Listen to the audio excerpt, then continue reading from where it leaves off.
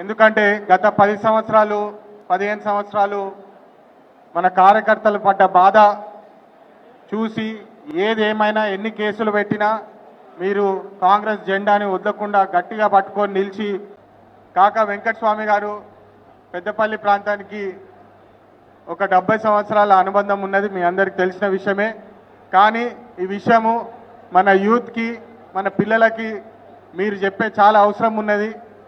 Congress party హయాంలోనే ఇక్కడ మనకు పెన్షన్ స్కీమ్ అనేది ఫస్ట్ అమలు చేసింది కాకా వెంకటస్వామి గారి హయాంలో, కాంగ్రెస్ పార్టీ హయాంలో అని చెప్పి మీ అందరికి ఒకసారి గుర్తు చేస్తున్నాను. అదేవిధంగా రేషన్ సిస్టమ్, ఇవాళ రేషన్ కార్డులు గత 10 సంవత్సరాల్లో ఒక్క కొత్త రేషన్ కార్డు కూడా ఇవ్వని దురదృష్టం మనం అందరం చూసినాం. కానీ కాంగ్రెస్ పార్టీ హయాంలో వెంకటస్వామి గారి హయాంలోనే ఫస్ట్ రేషన్ సిస్టమ్ అనేది కూడా అమలు చేసిందని చెప్పి మీ అందరికి ఒకసారి గుర్తు చేస్తున్నాను. మీ అందరికి తెలిసిన విషయమే, అప్పుడు 75,000 మందికి ఇల్లు లేవు, పట్టాలు లేవు అంటే మన కాకా వెంకటస్వామి గారు వారి కోసం పోరాడి పెద్ద ర్యాలీలు తీసి హైదరాబాద్లో వాళ్ళకి పట్టాలు గుడిసెలు కూడా ఇప్పించిన ఘనత మన వెంకటస్వామి గారిదే అని చెప్పి గుర్తు చేస్తున్నాను. దాని బదులు మీరందరూ ప్రేమగా ఆయనని గుడిసెల వెంకటస్వామి అని కూడా పేరు ఇవ్వడం జరిగింది. ఇవెందుకు గుర్తు చేస్తున్నానంటే కాకా మనమందరము తెలంగాణ వస్తే మన జీవితాలు మారిపోతాయి, మన బతుకులు మారిపోతాయి అని చెప్పి ఎంతో నమ్మి తెలంగాణ కోసం పోరాడడం జరిగింది. 1969 యాజిటేషన్, ఫస్ట్ తెలంగాణ యాజిటేషన్లో కూడా బుల్లెట్ గాయాలని లెక్క చేయకుండా జై తెలంగాణ అని చెప్పి పోరాడి మరి తెలంగాణ కోసం పోరాడడం జరిగింది.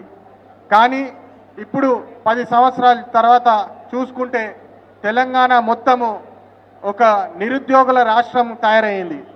మీ అందరికీ తెలుసు, కాకా గారు తెలంగాణ కోసం పోరాడినప్పుడు కూడా తెలంగాణ వచ్చిన తర్వాతనే నేను కన్ను మూస్తా అని చెప్పి అప్పుడు చెప్పడం జరిగింది.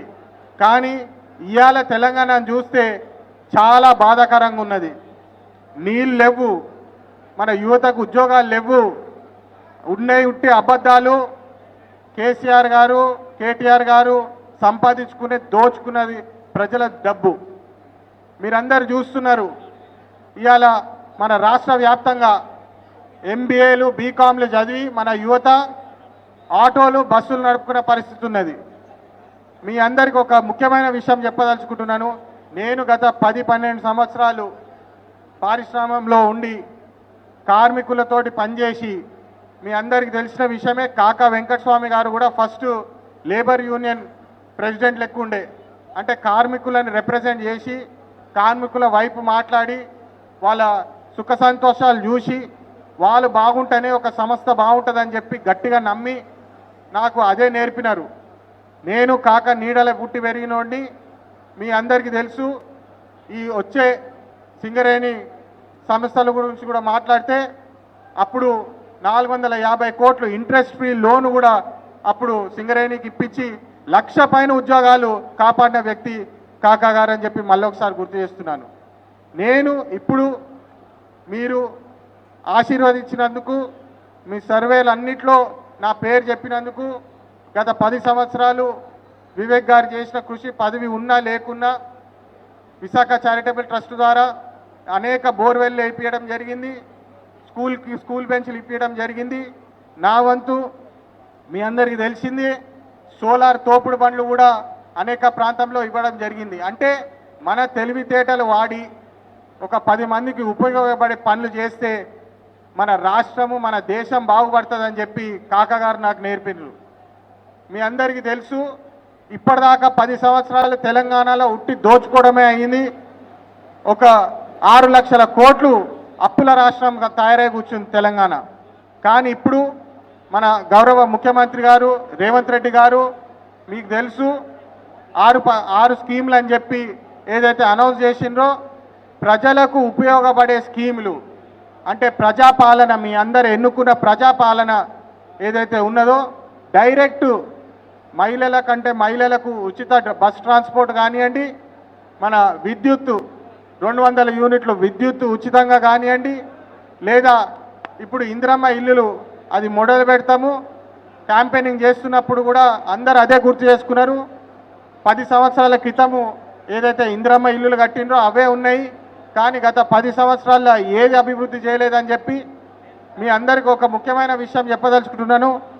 కాళేశ్వరం ప్రాజెక్ట్ అని చెప్పి 1,00,000 కోట్లు తినేసినారు. అప్పుడు కాకా గారు ప్రాణాయిత చేవల్ల ప్రాజెక్టు పెట్టి డాక్టర్ బిఆర్ అంబేద్కర్ గారి పేరు పెడితే ప్రజలకు బాగుంటుంది, సుమారు 5,000 కోట్లు 10,000 కోట్లు ప్రాజెక్ట్ అయిపోయేది. కానీ ఇప్పుడు టీఆర్ఎస్ ప్రభుత్వం దాన్ని 1,00,000 పైన కోట్లు చేసి వాళ్ళ కడుపులో నింపుకున్నారని చెప్పి మీ అందరికి తెలిసిన విషయమే.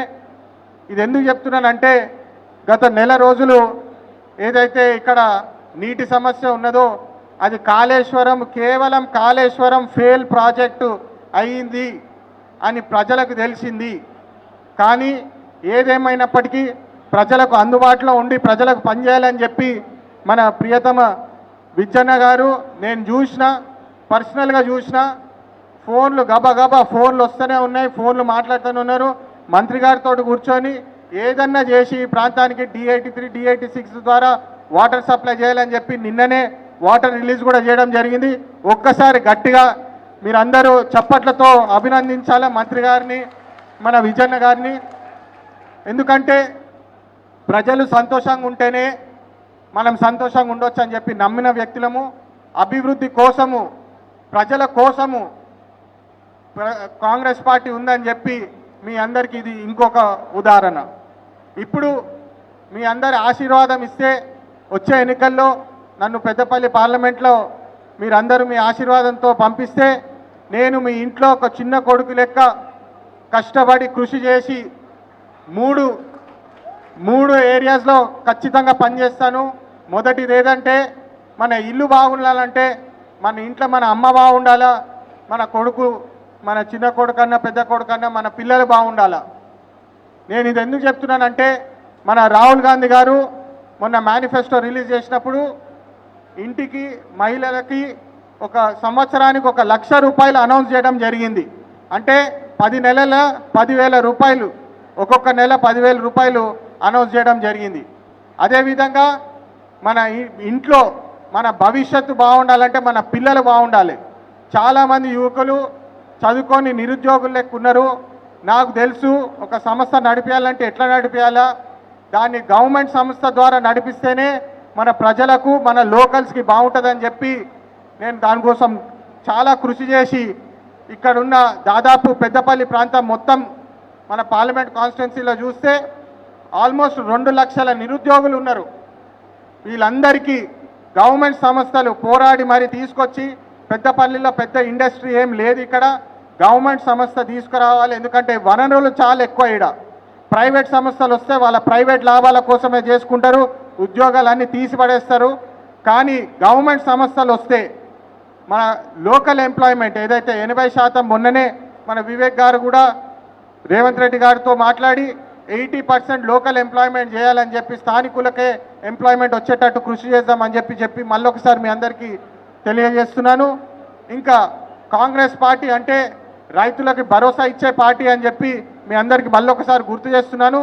గతంలో రుణమాఫీలు కానివ్వండి, ఇప్పుడు కొత్తగా రాహుల్ గాంధీ గారు మేనిఫెస్టోలో మినిమం ప్రైజింగ్ MSP అని చెప్పి ఏదైతే చేస్తున్నారో అది కూడా రైతులకు ఒక భరోసా ఇప్పించి రైతులకు బాగుంటుందని చెప్పి మీ అందరికి ఒకసారి తెలియజేస్తున్నాను. ఇంకో ముఖ్యమైన విషయము, మంత్రి గారితో పాటు ఇక్కడ విజయన్న గారితో పాటు మరి తక్కిన ఎమ్మెల్యేలు, గౌరవ ఎమ్మెల్యేలతో పాటు అడ్వైస్ తీసుకొని వాళ్ళ సూచనలు తీసుకొని ఖచ్చితంగా ఇక్కడ పత్తిపాక రిజర్వాయర్ ప్రాజెక్ట్ కోసం కూడా గట్టిగా కృషి చేసి ఇక్కడ పత్తిపాక ప్రాజెక్ట్ వచ్చేలాగా పోరాడతామని చెప్పి మీ అందరికి తెలియజేస్తున్నాను.